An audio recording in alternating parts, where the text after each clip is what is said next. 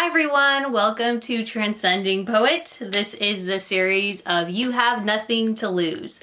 I am so thrilled to be able to share my mindfulness practice with you all today, and hopefully it leaves you with a tool that you can use and start applying to your day-to-day practice and give you a little bit of peace to start your day.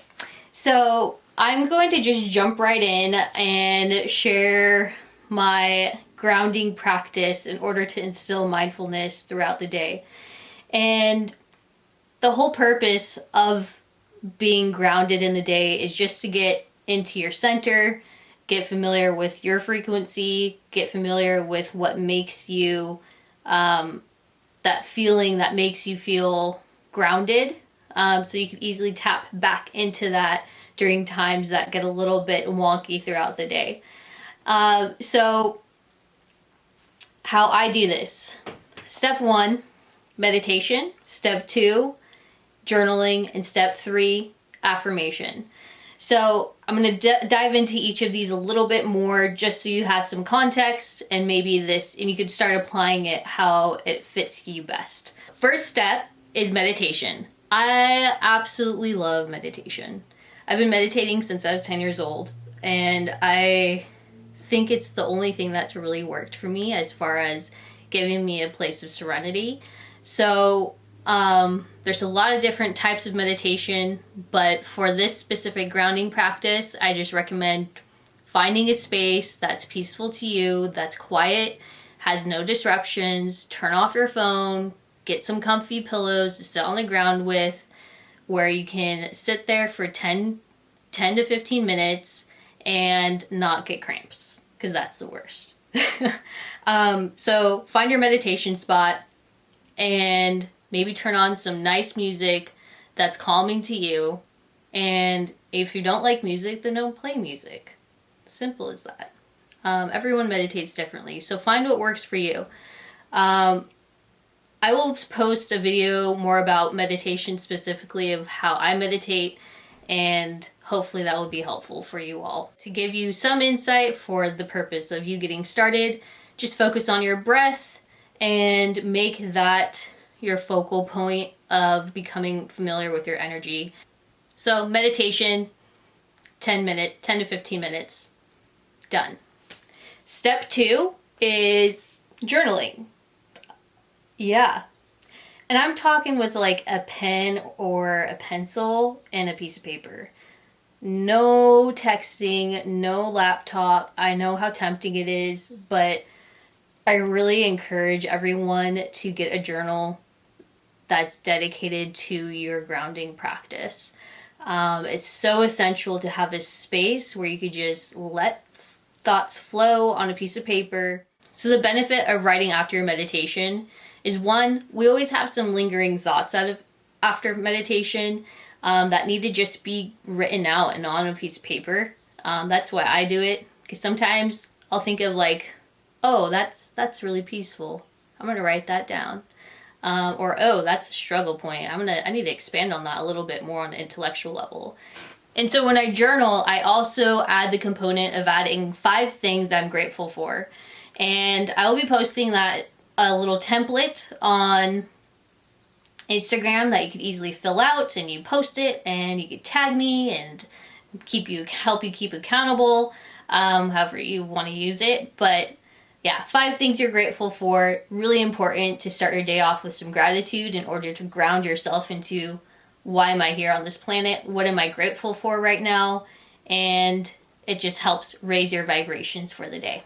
Step 3 is affirmation. So how I do affirmations is I create my own after I journal. So I go back, read what I wrote in the journal entry, and then come up with the affirmation that is about 1 sentence long. I've been posting affirmations this past week and a half. So you guys can always go back to my story and look through those to get an idea of what your affirmations may look like. Or you could take one of those and make that your weekly affirmation to get started, and then you become a little bit more familiar. But one thing to keep in mind about affirmations. Affirmations are not going to change your life. You have to create actions within your life to create change. So the benefit of affirmations, how I look at it, affirmations are basically a tool to send messages to your subconscious mind. So if we consciously write out an affirmation and consciously tell ourselves that, it sends a conscious message to the subconscious mind. So then you have something in your subconscious mind that you could dig into later of knowing that it's a possibility. So for example, if you're the type of person that has never felt any type of bliss or happiness, sometimes we think that it's impossible to ever feel happy, but that is not the case.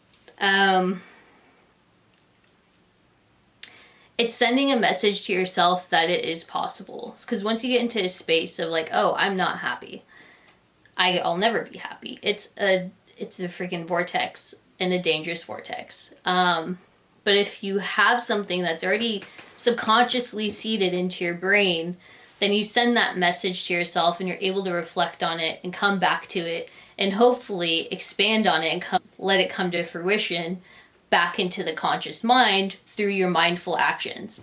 So that is my one tip about affirmations. Do not lean on them to manifest everything you want in life. It doesn't work that way. But what it does do on a level of the brain is that it encourages positivity. It encourages possibility, and it encourages barriers to start to diminish.